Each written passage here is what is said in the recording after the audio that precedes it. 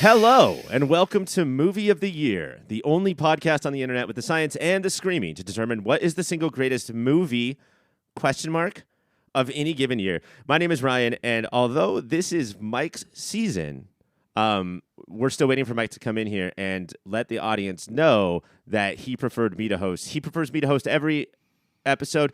The audience prefers me to host every episode, but he said he really... Oh, Mike, you are... Ryan. Yes. Hi, bud. The audience prefers you to host an episode, not prefers you to hope to host an episode. Okay. I thought that you would still be out of the studio when I made my one and only mistake that I will make on this entire show.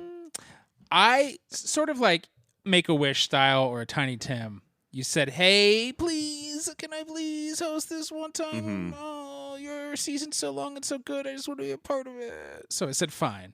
Fine, little buddy. This one's yours. I have a question for you, Mike. This is sort of a surprise episode, not just for the audience, but for both of us. Why are we recording this episode? Technical issues. 8 are unfaithful. We did an episode on the 2002 movie Unfaithful. Not our unfaithful wives. Yeah. To say like you're unfaithful. You're eating the unfaithful is like Noah's Ark. Metal. You're causing a flood. I remember my track was fine and Greg's track was fine. So your guys' tracks were fine.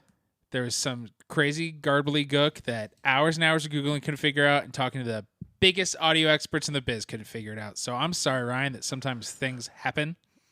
No, totally. And I didn't get mad at you, but I don't know if you want to start the episode that we're making because of your disastrous fuck up by talking about the mistakes that I make. I was just responding in kind to your weird attitude.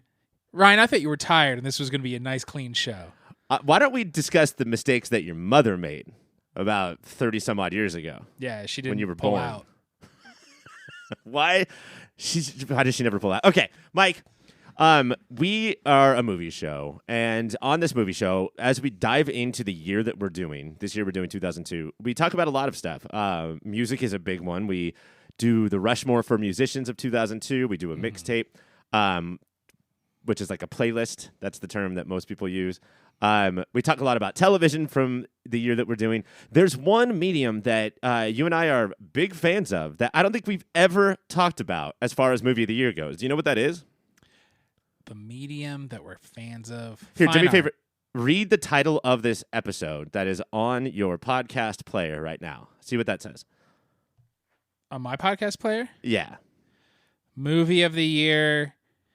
-2002 : fine art. Okay, so you got a wrong one. No, you're listening to last week's episode. What you should be looking at is this week's episode. It's about comic books. Oh, I like comic books. I know you do, bud. On our sister show, on our sister podcast, the Superhero Show. I'll call it a podcast. So you didn't want to say show so many times? Don't use the word show just so twice. many times in one sentence. We actually don't talk about comic books that much either. That's a podcast that discusses TV shows based on comic books. But it's a comic book based on podcast based on TV shows. Well, the thing is, 2 of our co-hosts have never seen a comic book IRL, so we couldn't do that. Or read a printed word. Look, it's not fun to make fun of the disadvantaged, but man, can they not read. I am making a claim right now. Now, I'm dropping this in your lap. You didn't do any research. You didn't do any prep for this, because that's going to be part of the game tonight. I'm making a claim that 2002, in the world of comic books, is one of the most instrumental, unforgettable years in the history of the form. I would say 1961, 62, like the start of Lee and Kirby's Marvel Universe. I would say 85, when things got dark and gritty. Mm-hmm. And then 2002. Now, that's not something people ever say. I didn't even think that was the case until I prepped for this show. Before we get started, though, because we don't talk about this on any other podcast, tell me about not just your 2002, but your comic book career. Like, were you a pull list having every Wednesday guy? Were you a trades only? My relationship with comics has always, since I first found a Spider-Man on a spinny rack at a Wawa in suburban Philadelphia, and it was the middle of the Clone Saga. Wawa has to be what you guys call Walmarts? Like, what the fuck? You wouldn't just call something a Wawa. Wawa is a convenience store gas station chain, a la your 7-Eleven, but way better. Wawa's rule. And picked up a Spider-Man. It was somewhere in the middle of the 8-year Clone Saga, and even though I knew nothing that was going on, I still went, well, this is who I am. And since then, I've been on and off. I'll get hot and heavy for a couple of years, then fall completely out for a few years. 2002, I was either in it or just about to get back in it, because, yeah, I had a pull list in the early 2000s. Their Comics Unlimited is a now defunct comic store. Let's get local. And they were so fucking cool, man, because I lived far away sometimes. So my pull list I would collect every 6 months, and they were fine with that. They would let me use their trade paperbacks as if they were a library. There's a lot of reasons it's clear why they went under. They were too cool. That was also my store. I had a closer store where I grew up, but it was a third the size of Comics Unlimited. So when I was lucky, we got to go there. Again, this is a store that was in Orange County, California, and is no longer there. So shout out to Comics Unlimited. They had employees that resembled Comic Book Guy from The Simpsons, but did not act like him at all. I didn't know the whole trope about how people who work retail at niche places like this are asshole gatekeeper motherfuckers. No, Carl and Co., if we're going to keep going niche, let's do it. Carl and Co. would be like, oh, you haven't heard of this? Oh, you like Spider-Man? You probably also like Invincible. Like, they would ask you what you're generally into and have 8 recommendations right then. You said something funny earlier that I think mostly comic book readers only can relate to, which is you said, I was reading or I was about to read again. Because that's sort of everyone's history or career with comic book reading. Not even collecting, but reading is you will do it so hard for 6 months to 2 years, and then you will stop for 5 years, and then the cycle just continues like that. It's baffling. The last time I stopped was when Saga stopped, and I loved Saga, and I've gotten back in, and I know they're back, and I have not yet. Comic reading's weird. Right now, I'm very into, based on somebody's recommendation, Dan Slott's Fantastic Four run. And that's all digital though. Yeah, because it's what is it? Marvel Unlimited. Whoa. Comics Unlimited. Marvel Unlimited. Yeah, I think that for the most part, that's what people do is they download from an app, either purchase or, pay like the monthly fee to get everything 6 months late or whatever it is. I can't remember the last time I bought a floppy issue of a single comic book. No, I bought a few trades recently. I'm also reading Something's Killing the Children, which is fucking dope.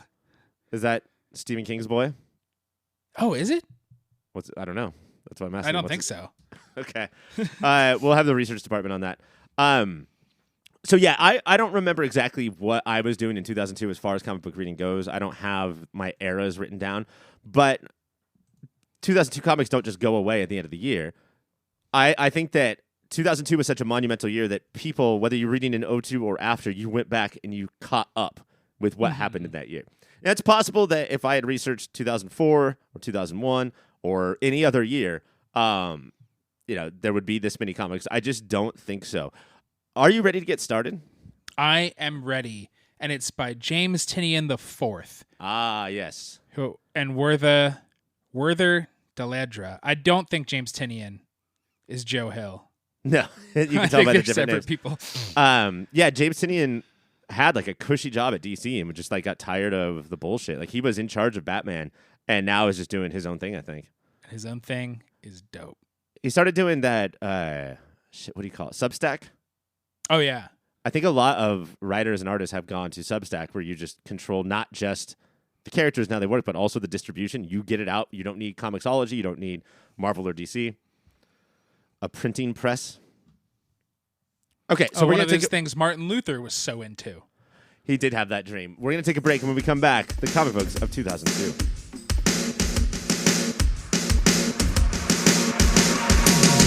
Mike, I have a collection of comic books here that I want to show you. Some of them came out a little bit before, but 2002. But we'll talk about their impact in 2002. I'm just going to show you. You sort of talk to me about what you see. Okay. If you are watching this on YouTube, you can see the comic books too. But also keep in mind that we didn't post that on YouTube, had no intentions on doing that, and somebody has hacked our system. I'm so sick of this perv. Just stop sword fishing us. Like They're catfishing, sword fishing sure. us. They're pasting each other's feet on each other's faces. It's all disgusting. Mike, what does this do for you? Oh, shit. So this, I was wondering if that's what 2002 was. This is Ultimate Spider-Man #1. And this is, I think like so many of us, what sucked us back in. Because somebody said, hey, imagine there wasn't 60 years of continuity. And it is dope. I forgive so much of the garbage that the Ultimate Universe would churn out because of how great this entire run basically is. So this comes out in 2000, but on the list I looked at of like the 100 biggest comics or most important key issues is what they call them now. From that came out in 2002, about half of them were Ultimate Spider-Man issues. It's hard to explain, mostly because I wasn't there, so it's difficult for me to explain at all. The impact that this comic book had. A Spider-Man movie was 2 years away, and for the first time in movie and comic book history, they actually did have that synergy where people went to the stores and got it because they were jacked up on the movie, something that had never happened before and has not happened since. But man, they keep chasing it. This is Brian Michael Bendis, and I believe Mark Bagley was the original artist, and the two of them stayed on for like 160 issues or something. So what is it? It can't be the origin of Peter Parker or Spider-Man because we've had that so many times, Mike. Ryan, it's the origin of Spider-Man for the millennial set. Pre-9, everything is connected, and eventually the Ultimate Universe gets bogged down by how everything connected is, but it's just him being an adventurer, learning how to, it's the things that keep fucking up Peter Parker in the 616. They're like, no, you're not married to Mary Jane anymore. No, you're not going to have a kid anymore. This just did it without ruining the maturity that other version of the character got. Exactly. It was also, I've been going through old Marvel comics, like the original 60s comics lately, and the big thing that Ultimate Spider-Man did is those comics have so many fucking words and have so much happen in one issue. And Brian Michael Bendis, who sort of fashioned himself the master of comic book dialogue, would have something that would take Stan Lee one issue, would take Bendis 14 issues of Ultimate Spider-Man to get through. And I loved it. Bendis now, today, for me, is borderline unreadable. But 20 years can change somebody. Yeah, I just can't take the banter. And part of it is, it's unfair because part of it is so many people have fucking copied him. Right. Have bitten his style that I'm just over it. But back then, my goodness, was this a breath of fresh air. And he really focused on Peter Parker. And his drama. Peter Parker dates and ruins so many girls' lives. He's a real fool, and it's great. Yeah, I mean, the original... Spider-Man is the original comic book character I read, as did you. You got more plot with yours because you jumped in the middle of the Clone Saga. But the reason I fell in love with the character was because there was more about his dates and his job than there were about supervillains. And we've talked about this so many times, you and I, because it's a clear lead to our third love after movies and TV shows based on comic books, the OC. Yes. They barely talk about their superpowers and supervillains on the OC, and it's all about the relationships. They do. There are multiple episodes about what their superpowers would be, though. So. Yes. But yeah, I guess that counts as barely. All right, let's move on. That right there is enough for 2002 to have Ultimate Spider-Man blowing it up, Mike. But does this look familiar to you at all? Shit. Okay. This is Batman number 608 by Jeff Loeb and Jim Lee. And it says, "It begins here." I'm going to guess, because Jeff Loeb and Tim Sale is the Long Halloween stuff, that this is Hush. This is Hush. A storyline that is now not fondly remembered. And I think it's like, they always will be like, Hush comes back, as they all do a bunch of times, and it's lame. But I guess I haven't read Hush probably in 10 years, but I loved it.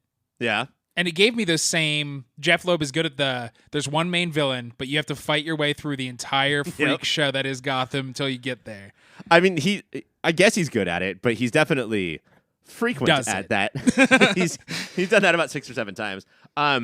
This is a book that I read probably much later than 2002 in a Barnes & Noble, where they have no choice but to let you read their books for free, and then you get like yogurt stains all over them, and then you just put them back on the shelf and you get to leave.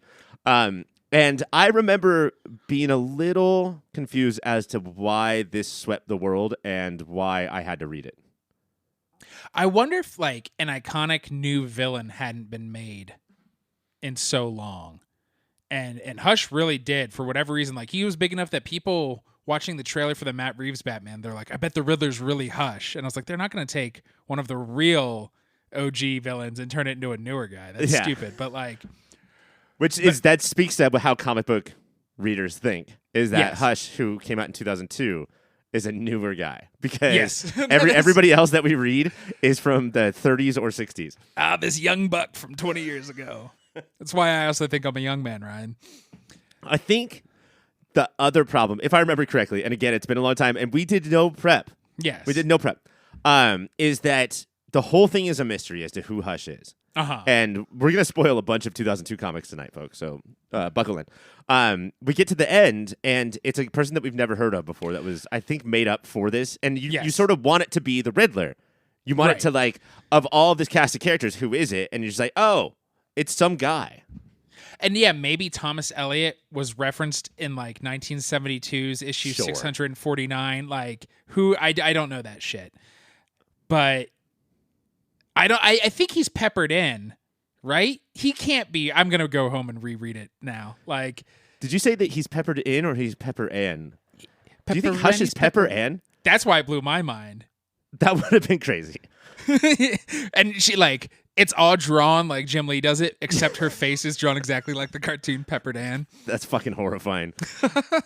I wonder if this also had a problem with so many of these things, like the aforementioned Clone Saga, of are we still in this storyline, bro? Like, what happened to the good old-fashioned to be continued and concluded in next month's issue? But yeah, a super big deal, and I wouldn't be surprised if Matt Reeves is a fan. This seems perfect for Batman, the Batman too. Yes, the Batman as well. 2001 brings us Origin #1, and it at the very end of 2001, it folds into 2002, and the finale is in 2002. Huge sales numbers for Marvel. Mike, do you know what the fuck this is? It looks very familiar. I recognize the name Kubert. I can't be saying that right, am I? It's Kubert. Kubert is the little alien who would jump down. So the artist is Kubert. Writer's Paul Jenkins.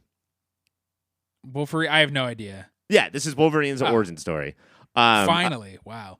Yeah, and that was the thing, is that they kept. Paul Jenkins is also the creator of the co-creator, and this is Jenkins and Quesada who wrote this.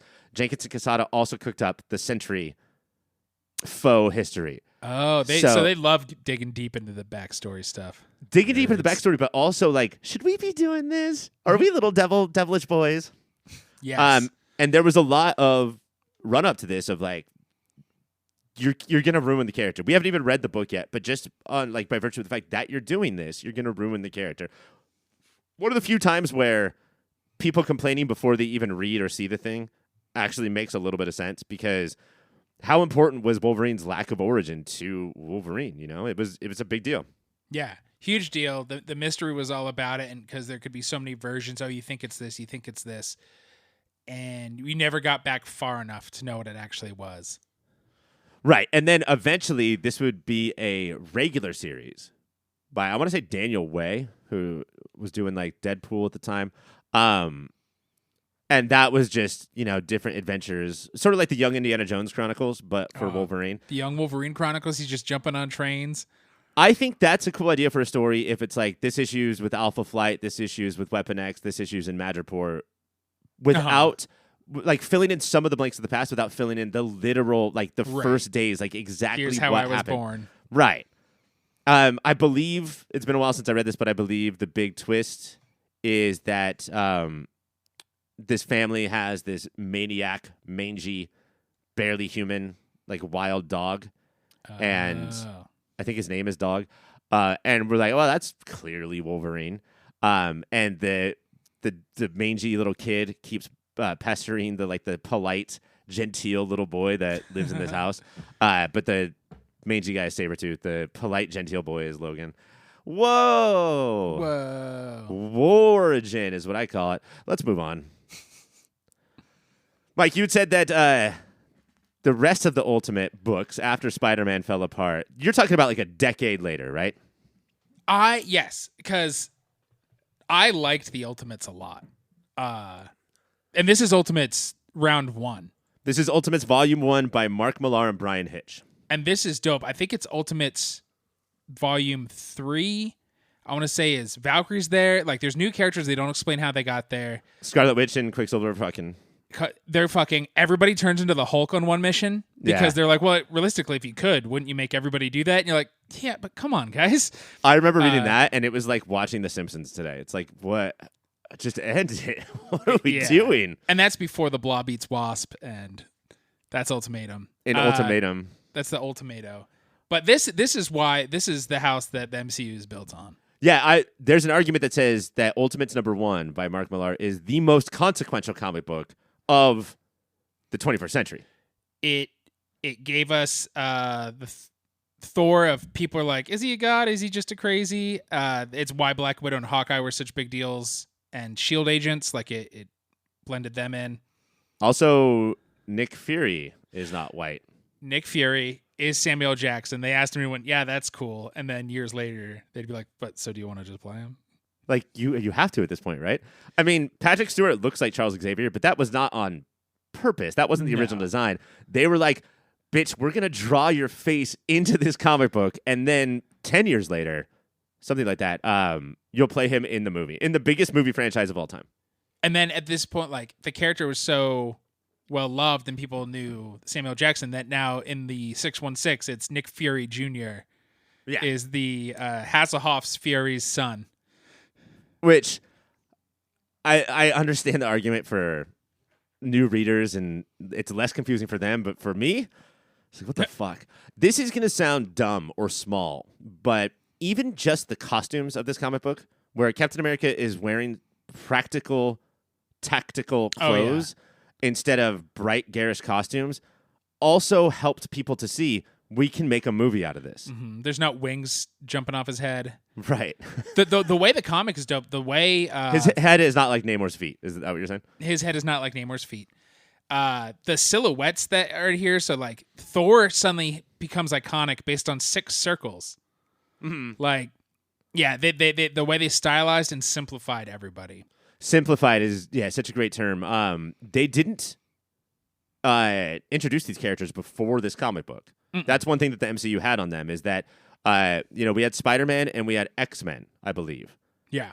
And then and the X-Men were all introduced in that book. It wasn't like let's introduce Captain America in a Captain America one shot and then we'll do the rest. Like, they're all here, but it is written and drawn. This is where we get the start of the term widescreen comics. Like an expensive movie. Like, right. It feels like the MCU was in their mind when they made it. Yeah, they storyboarded it out. My biggest complaint, because I do think this A doesn't stand for France, might be from this first run. They don't get Captain America. They get Captain America the way Snyder gets Superman. Yikes. Harsh. That does make sense, though, yeah. And because everything is streamlined, this Captain America is basically Steve Rogers mixed... who's the douchebag from Falcon and the Winter Soldier? U.S. Agent. U.S. Agent. Yeah, he's like all of them blended together.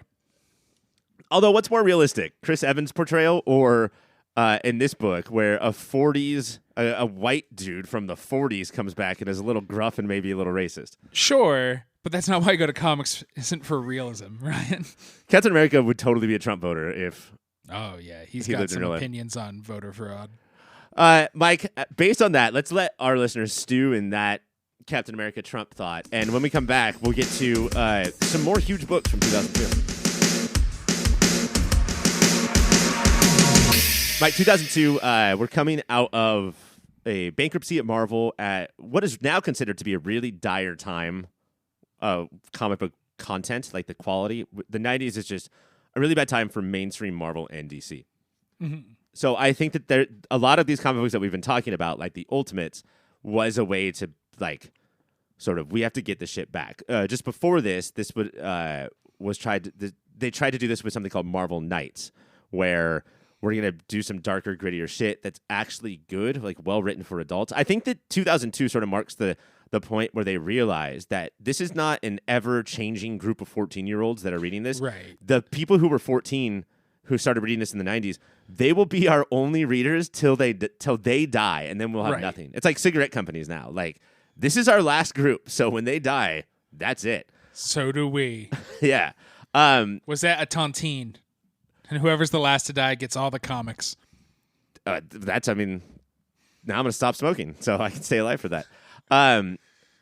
So that's what's going on with Marvel and DC. I do want to talk about some other companies, some smaller companies, because 2002, Mike, is probably like comic books. I'm not a kid. I don't want to see wham, bam, and thank you, ma'am. Thank you, ma'am. Good job to both of us. I want to like get serious with some adult shit. Do you know what this is? It's Why the Last Man. Is this adult shit? This is some adult shit, and this isn't Brian K. So Brian K. Vaughan and Pia Guerrera are the creators.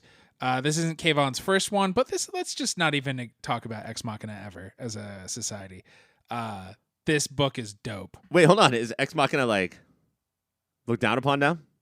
I reread it at the beginning of the pandemic, and man, is it lame. Wow. To me, it's always been like this hole I need to fill on my reading list, but I can skip that. It is so the 2000s, and they make it so clear in the comic that, like, if Republicans, Democrats could just hold hands. But see, that's the kind of thing that really works for a 15-year-old. You're like, I am reading serious adult material. He's independent, and I get it. But Why the Last Man, this is where I think that we gave BKV his status of king of the single issue, because this book was, the first time I read it, impossible to put down. And if you only had one trade, like let's say you had trade 4, and 5 you didn't buy, it's still at the store, you're putting on your pants and you're getting back to the store after you're finished with trade 4. Like, you need to know what happens. And your pants were off because you had to masturbate because it was so good? I read comics in bed, so I was as comfortable as possible? Yeah, sure. But also, I was obviously masturbating, so. Imagine you're the last man.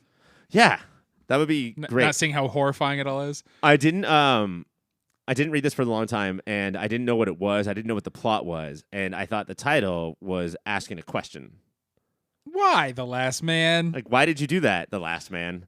But no, it turns out that this was explain the story. Explain the premise. Poor Yorick and his monkey ampersand are the last 2 males after a virus unleashes and kills every male of every species except for them.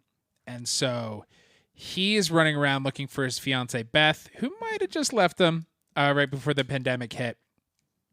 And he runs into all these different new societies of women and scientists and secret agents, and it gets so big and bananas, but it always stays awesome.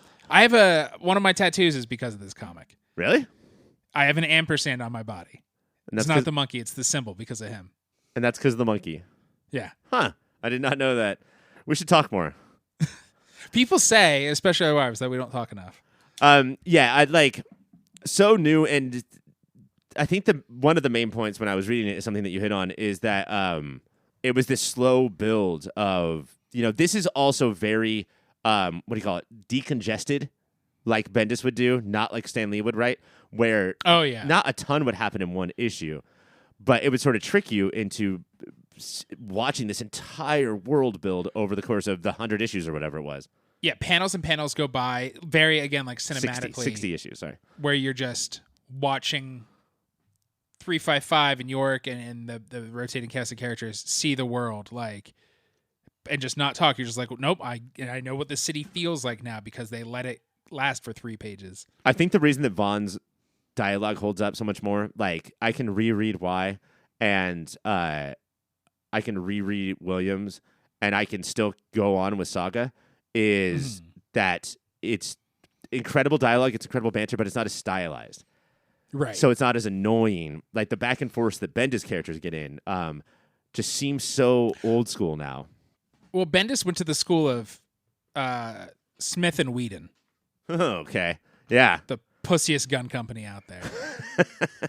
I think that Whedon, and this isn't just because of new things that we've learned about him as a person, but even reading stuff like what's the X-Men comic he did?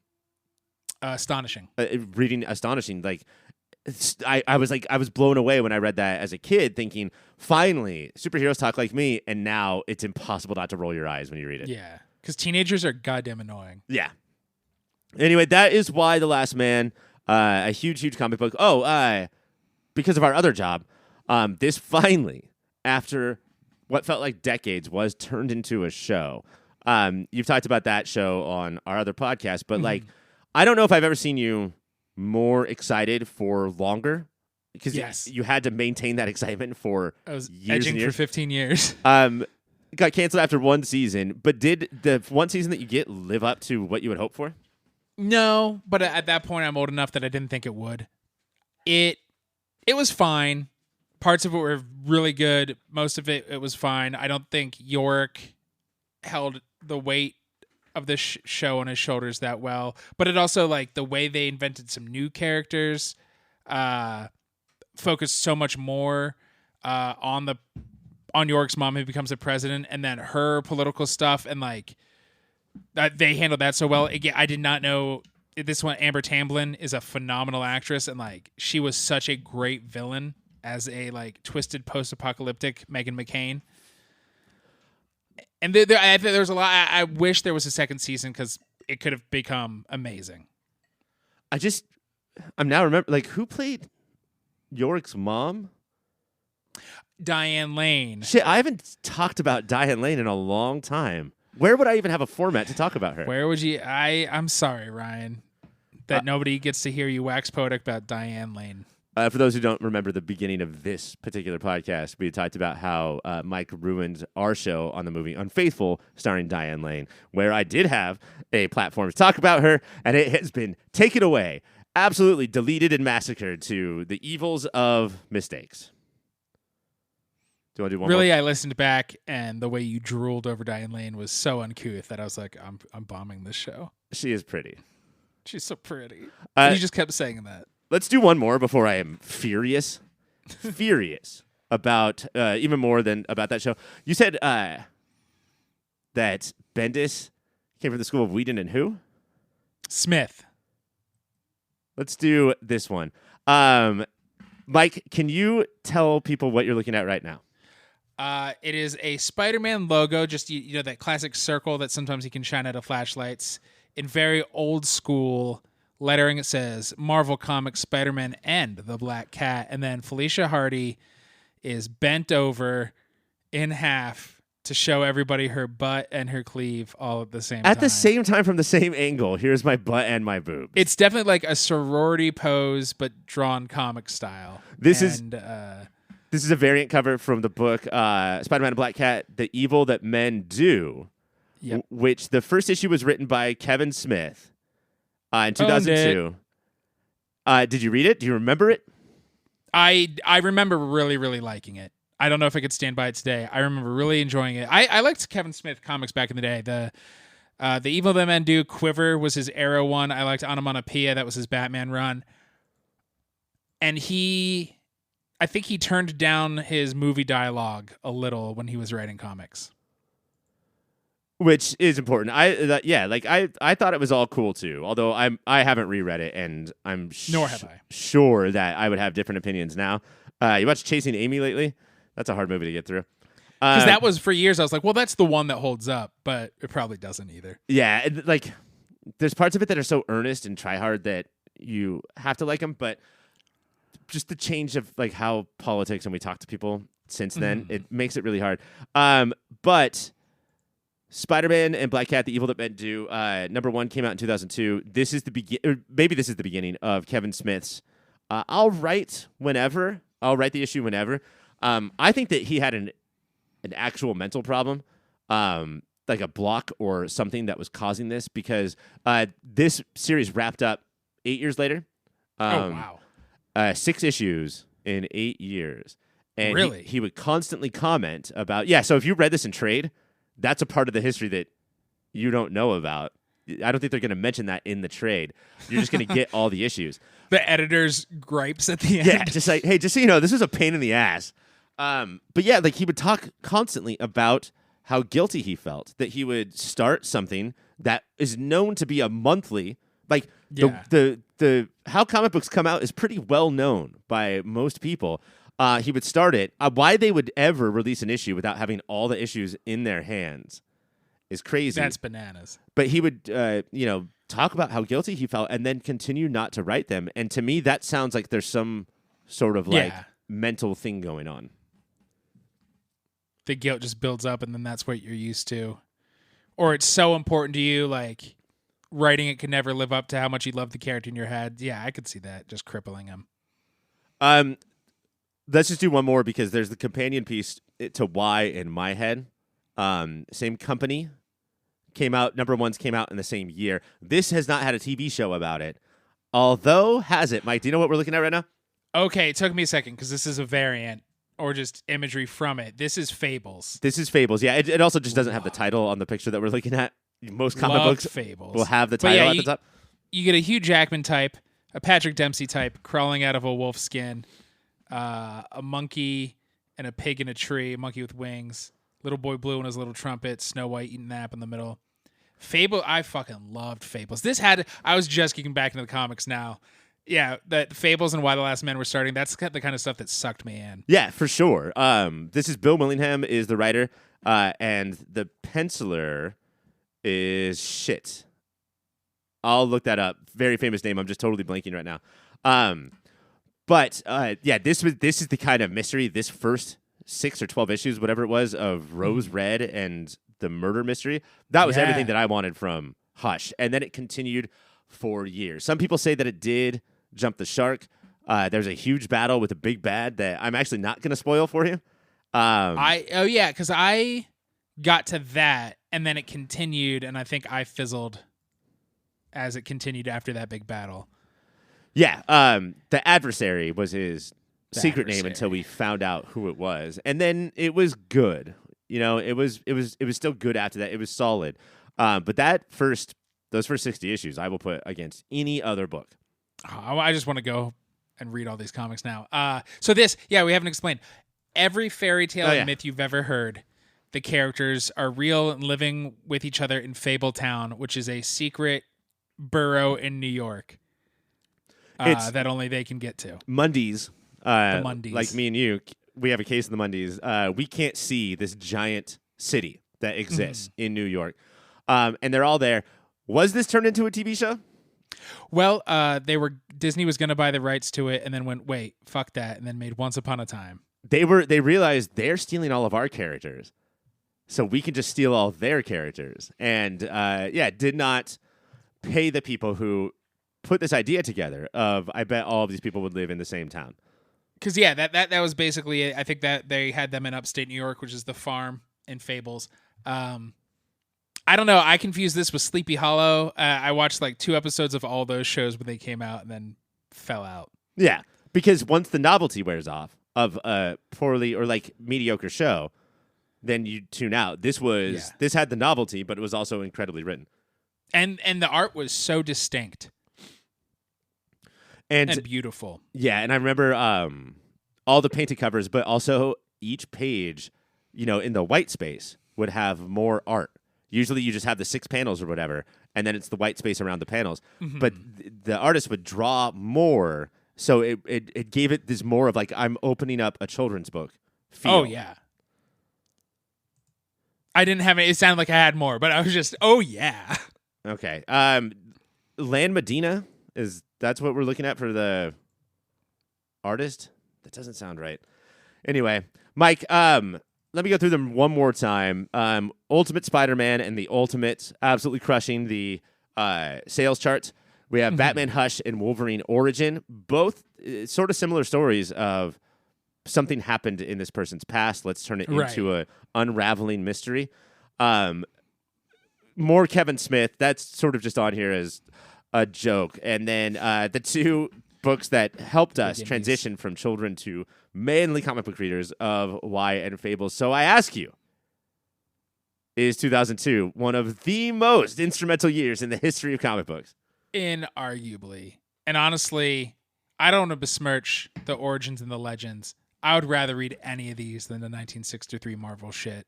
You aren't lying, brother. Let me tell you what. You know how we said that BKV is the master of the issue? Like the single issue, you have to go get the next one. If you're reading a Stan Lee trade, you cannot to read the next one. You finish one issue, and there's no way you could read the next one. He ends every issue with like a giant. And here's metaphors that I didn't really put in the comic, but now I wish I had. And so I'm going to talk to you straight, reader. Here's me, Stanley Excelsior. Yeah, there's a lot of Excelsior. Mike, thank you for taking this nostalgia journey. Like, I think that we're both going to spend the rest of the night reading comic books. Yeah. I have plans with my wife. They are canceled because I'm going to go out and buy Fables and Why the Last Man. Besides Kevin Smith, is there anything you don't recommend? You could probably skip Origin too, but all of these other things, this is your Christmas list. Yeah, and even you don't like Hush, I do. We should both read it and talk about it. Maybe not record it, just talk about it. Fuck you. I'm not going to fucking talk to you and not record it. That's true. People want to hear what we say. Now. Head over to Patreon if you want to hear all of our just normal conversations of like, oh, my bowel movements are a little funky these days. Do you think I should go to the doctor? We have a ridiculous amount of 2002 movies left to cover for this season. Mike will probably take over, although if you don't want that to happen, write in, use social media to social at us and tell us P.O. Box. Oh, the social media. Okay. Tell us that Ryan rules and Mike drools. I think that's the most succinct way to tell us what you're thinking. It's a medical condition. Ruling? Yeah, it is. And I do it well. You have too many midi-chlorians. And as always, keep reading those comic books.